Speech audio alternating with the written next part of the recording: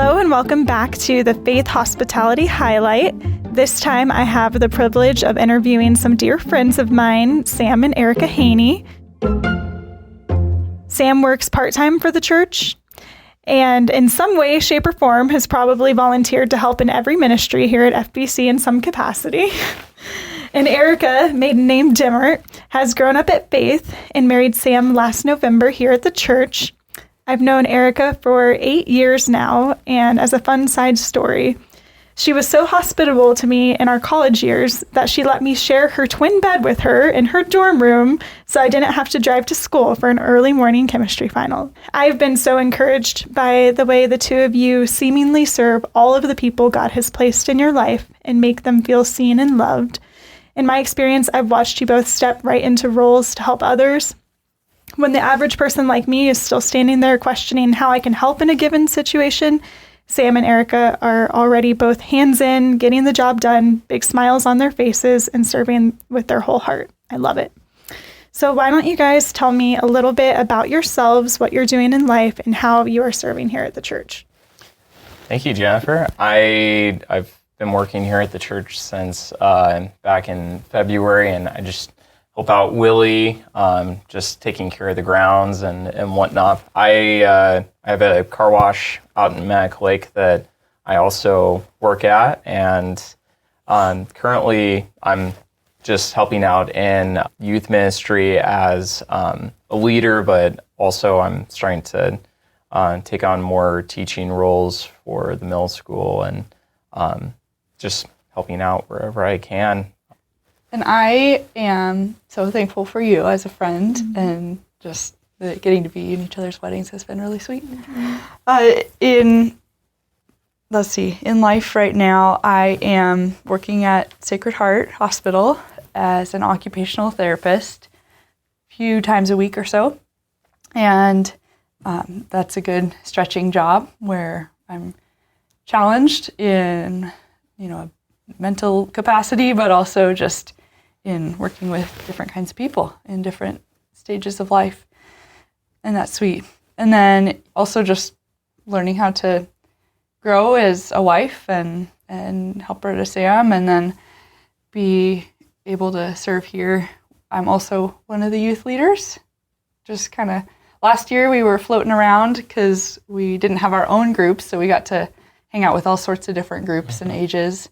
And then this year we are 6th grade leaders, and then just getting to hang out with other young ladies and women here in the church. Awesome. I love that I get to serve in youth ministry with you guys too. You guys so fun. Are so much fun to serve with, and it's just so encouraging to get to do group together and then to serve together and have all the little middle schoolers. It's a lot of fun. So how did you and Sam learn hospitality, and who were you influenced by?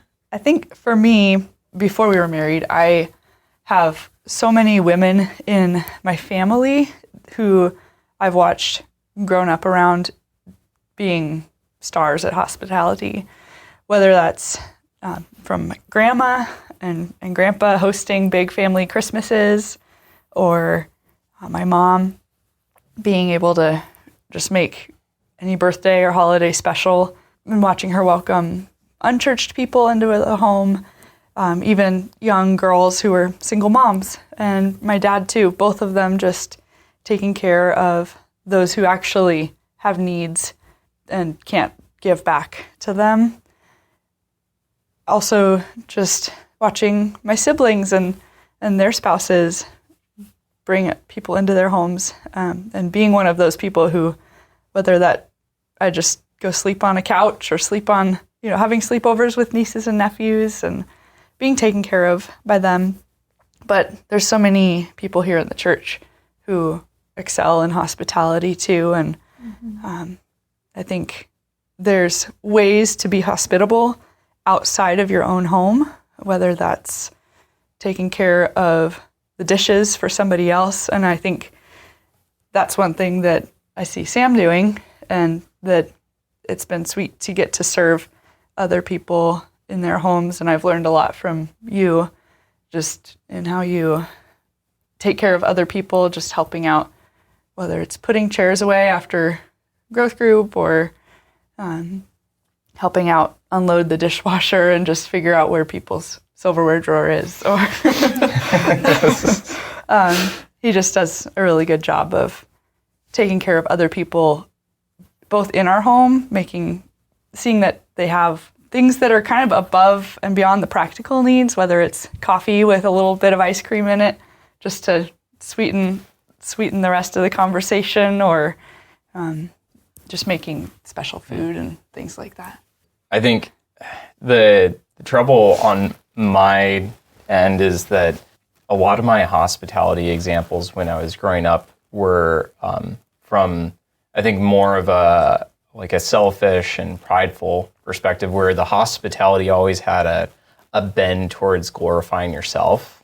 It's like, oh, let me make you this very fancy meal so that I can show you how wealthy I am, and we only eat the fanciest food, and we have all these fancy kitchen gadgets, and that's what hospitality looked like a lot of times growing up.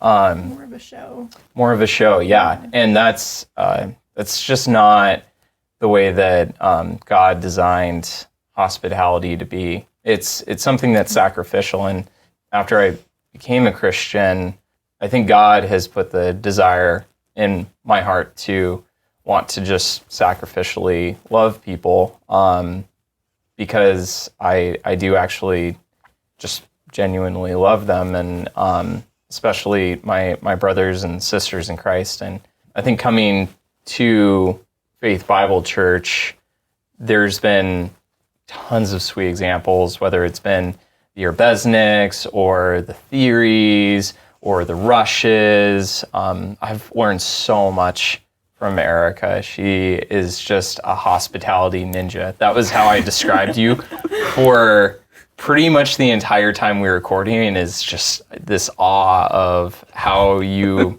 just were so quick and just efficient with the way that you just met needs, and very attentive. You just thought of everything.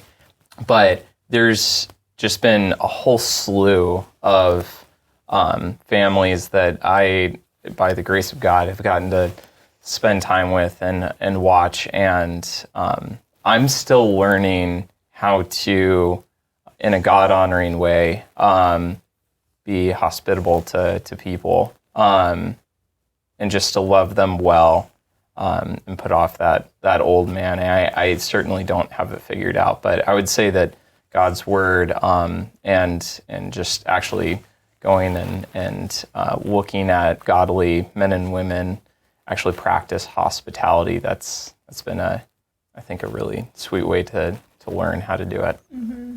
Yeah. What are some ways that you guys feel like you show hospitality differently to various groups of people in your life, like hospitality to family or friends or the youth? Like, how does that look different in each setting? Yeah, so it's totally like the needs of people are different. Maybe even just the things in which, like the ways that they feel love are a little bit different. And so I think that depending on the group, just maybe some practical examples.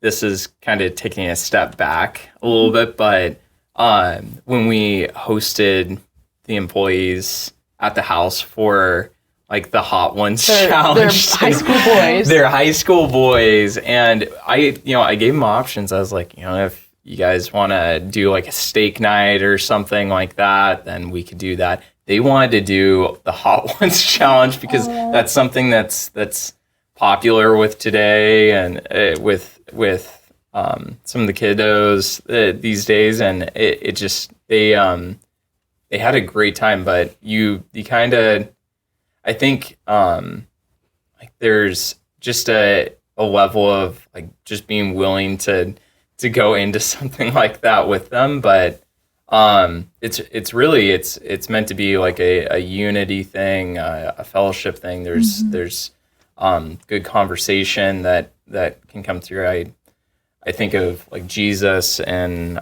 John 21 when he made breakfast for the disciples, and that was after Peter had been disobedient to him. And there was unity through the meal, and I think it was just a sweet way that Christ served them. But I think where I might do things a little bit differently with maybe like the theories or the rushes, like they don't want to do a hot ones challenge or something like that, but it might be an easy meal with little cleanup and just something that is satisfying for everyone. Everyone's taken care of. It's maybe a meal that the kids will eat without fuss, those kinds of things. Just, I think, Erika, you've helped out with, especially with families, just figuring out how to serve a whole family as opposed to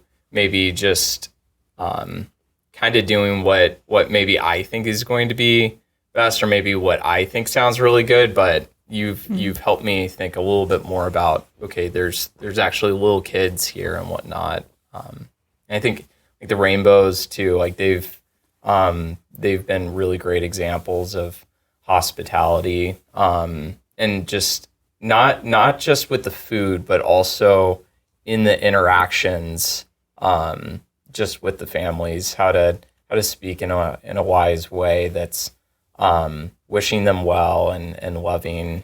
Yeah, I think with different groups, there's different ages, different stages of people in our lives. And I think for people in the church, it might be, we had a group of nieces and nephews come over, and we told them, bring your favorite box of cereal, and we had a bunch of milk, and we just watched a movie and made a bunch of popcorn, and they loved it. And that was really fun for us to just get to hang out with young people in our family. But you dragged the mattress out. I think we did bring a mattress out as an extra couch. So like if we're doing a movie night with some adults or even people our age, it's like, we are adults, but with adultier adults, if we're hanging out with adultier adults, like we're not dragging a mattress out. Probably not. Sorry, everybody. But we could if someone asked. How old are the kids? They span from 17 to 0, but I think the youngest there were probably like 4-ish. That's cute. Yeah. Okay. But or even a little older. But anyways, I think also just being willing to provide little things, and I think, Jennifer, you do this well, where you provide tea or coffee or just little fun treats in really fancy ways. You have a lot of like pretty mugs and just making it special for people. Mm-hmm. But I think whether that is just making a bowl of popcorn after dinner to munch on, or I think for college students and high school students, it's sweet to cook a nice meal for them, or even just a basic meal. It doesn't have to be fancy, but just feeding them after they do some work for us, or and helping out in the yard, or just getting walking to the store and getting like drinks or like Gatorade and ice cream cones or something like that, and that's fun. But for others around who would appreciate more of a sit down and just conversation, I think we've had that modeled for us and from a lot of different people, and I think we have a lot more to learn still of just how to facilitate good conversation with those things. But I think asking good questions about how people are doing and just what's going on in their life and in their heart, that really helps break down barriers to just help people feel more comfortable too. It's sweet to see you guys look at people in different stages of your life, different just the different relationships you have with different people, and thinking about how you can use your time with them in a way that's meaningful to them. That's such a big, important part of just showing love and hospitality to others, is just thinking about what's going to kind of mean the most to that person. My next question is, what verses or stories from the Bible motivate your hospitality? One that I think of is in Acts 2, verses 42 to 47, where the church is developing, and thousands are being added to the church. And so in verse 42, and they devoted themselves to the apostles' teaching and the fellowship, to the breaking of bread and the prayers. And awe came upon every soul, and many wonders and signs were being done through the apostles. And all who believed were together and had all things in common. And they were selling their possessions and belongings and distributing the proceeds to all as any had need. And day by day, attending the temple together and breaking bread in their homes, they received their food with glad and generous hearts, praising God and having favor with all the people. And the Lord added to their number day by day those who were being saved. I love in this passage the example of believers having all things in common. There's just barriers are being broken down by through fellowship. There's, I imagine people of all sorts of ages and backgrounds and who without Christ would not have anything in common or barely anything. And yet here they are sharing what they have. They are being generous, selling their possessions and belongings and distributing the proceeds to all as any had need. But they're also sharing food together and just enjoying it with glad and generous hearts and praising God. And I think that is a sweet example of hospitality, or just a kind of a goal for hospitality, to have food be kind of the access point where you can break down any barriers and just have vulnerability and joy and give to people, especially maybe those who can't give back to you, something very practical to fill their bellies. And hopefully that fosters good conversations where we can encourage one another and just build relationships and just enjoy the good things that God has given us. That's a really great passage. Yeah. I'm not sure I could really add too much to that. I do come back to just the John 21 passage, because you do see Christ's character put on display. He didn't have to feed them breakfast. Could have been like, you feed me breakfast, something like that. Or they didn't even, maybe didn't even have to have breakfast necessarily, and they had fish for breakfast. But it's I think that, like, you look at God, and God provided us with just so many good things. And even though we have just been the enemy, we're so sinful, he still just gives us good things and loves us, even when we're enemies of his. And he seeks us and wants to restore that relationship. And I think that you see Peter as he's betrayed Jesus at that point, and he denied him, actually. And he didn't want to go up to the mountain where Jesus said that he needed to go. And instead he brought several of the disciples with him to go back to his old life. And what you see there is you just see just a very merciful God, and being put on display. And with our hospitality, I want to seek to love them with the love that Christ loves us, and the mercy that he's given me. Not necessarily that they need mercy or anything like that from me. That passage is such a good example of he cared about people being hungry. He cared about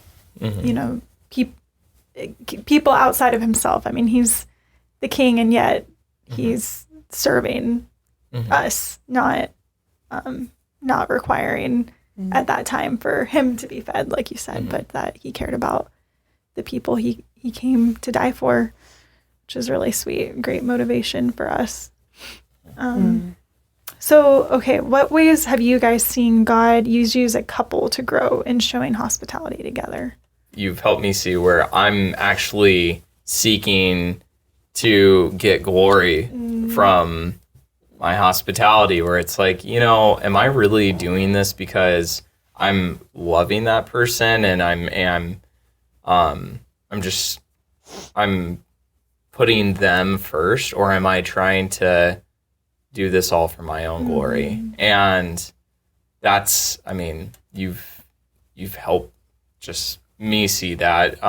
Maybe you haven't like directly been like, you're doing this for your own glory. That's certainly not anything that you've done, but it's definitely something that God has used you to show me that, and it's just a sweet thing that God actually is faithful and is pointing out those things so that I can turn from them. When you see somebody genuinely serving in your life, and then you start to question, well, what's my motivation? Is it for me and my glory? Because I want to look good, because I want to, I want people to think well of me because I'm serving them. And it's a humbling reminder of evaluating our hearts before we go into those roles and wanting to do it out of an overflow of our love and thankfulness and gratitude to God rather than it being for ourselves. I think a lot of people struggle with that. So I'm really grateful you were honest and brought that up, that can very easily be a temptation in the midst of, being hospitable and inviting people over and serving them. It's very easy to fall into that trap, but really sweet that God shows us that and uses our marriage and our spouse to remind us and show us our sin and what we're tempted by. And it definitely is a temptation to want to put yourself on display, or your home, having a really clean house, or good quality food. But I think even for me, I think one of the ways that God has used Sam to help me grow is just to see and try to find ways to seek to be more generous. And I think he does a really good job of just wanting to give people really good things.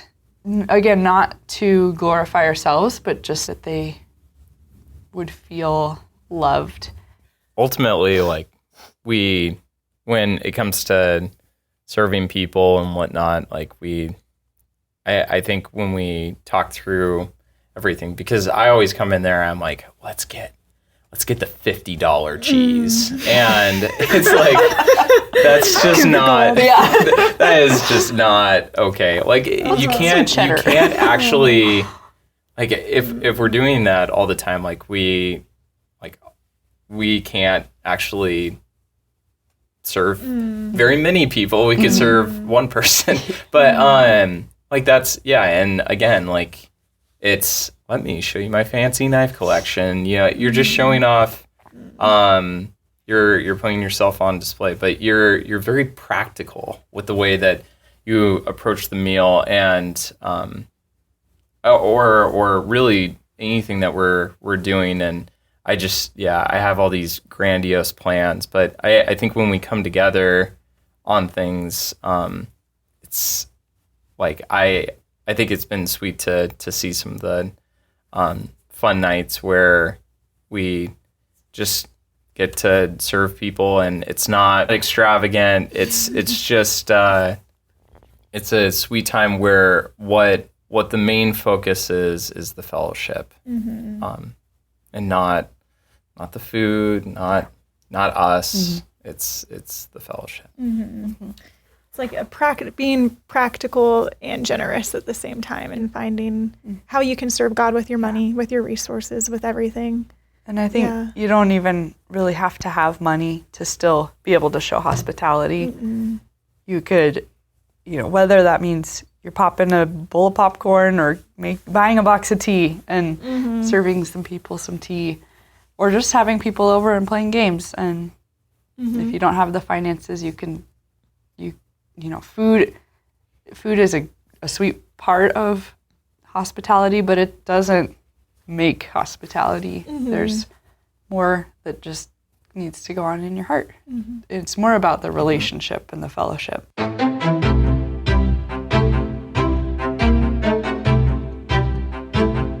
I want to talk to you about the recipe that you guys are sharing. Okay. Yeah. And why is this recipe meaningful to you, and how do you make it? So this cookie recipe, we call it the cookie in our house because the cookie. No, you understand when you see the cookie, It's literally like 6 ounces. it's a massive cookie. And Sam, so when we started dating, we were long distance, and when he came to visit me, he made these cookies. I think it was your first trip to the West Side to come visit, and he made me these cookies, and they're huge, but they're so delicious. They're the size of a baseball. they're so big. What are in the cookies? It's a well-kept secret, but it's being shared with literally the whole church. No, it's a chocolate chip cookie. There's nothing there's nuts in it, but I think the things that really make it Butter. There's so much butter. And eggs. Yeah, if you have cholesterol issues, stay away from this cookie. No, you do, for the single batch, they want you to do 2 normal eggs and 3 egg yolks, so it's extra rich. And then you use a blend of pastry or cake flour with some AP flour, some all-purpose flour. So it's got a much softer texture. And then a lot of it comes down to the cook too. And Erika's helped me out with this, just making sure that you do not burn the sugar in the cookie. That is a cardinal sin. And you just don't want to do it. But the cookies, you cook them, so you pop them in the fridge for at least an hour. And when you actually roll them out into their 6-ounce form, put them back in the fridge for another 25 minutes so that they're nice and they stay thick. But you put them into a 425-degree oven, so it's really hot for cookies, because all you want to do is you're cooking them, but really you want it's kind of an underdone center that just has a little bit of a crisp exterior, and it just stays like that. It's really, it's great. It's yummy. Yeah. The recipe is not our recipe. It came from Joshua Weissman, Yeah. right? Yeah, He's adapted. I have adapted it. Yeah. It's from a bakery in New York called Levain. Okay. And it was that guy's take on that recipe, and now we have it, and we've done our take at the take. So, but it's just a yummy cookie. The claim to fame is that Eli Theory had made it for a youth event, and he a bake-off thing for I can't remember if it was a winter event. Christmas? It might have been a Christmas event, or it was a not creepy costume night event, and it won first out of every single student. And there are some really talented. I don't know how it won, but there are some really talented bakers at FBC that would just absolutely, it didn't make any sense, but yeah. I'm so excited. Our church is about to all be the winners of their next bake-off with these cookies. So thank you guys for sharing a special and really sweet recipe. And thank you both so much for your time. I really appreciate just all of the love for other people that you guys show, and just for what God's teaching you about hospitality, and how I'm seeing both of you continue to grow in that, and how God's using that to grow you in your marriage. And it's a really encouraging thing. So we thank you so much, and we love you. And until next time, bye everyone.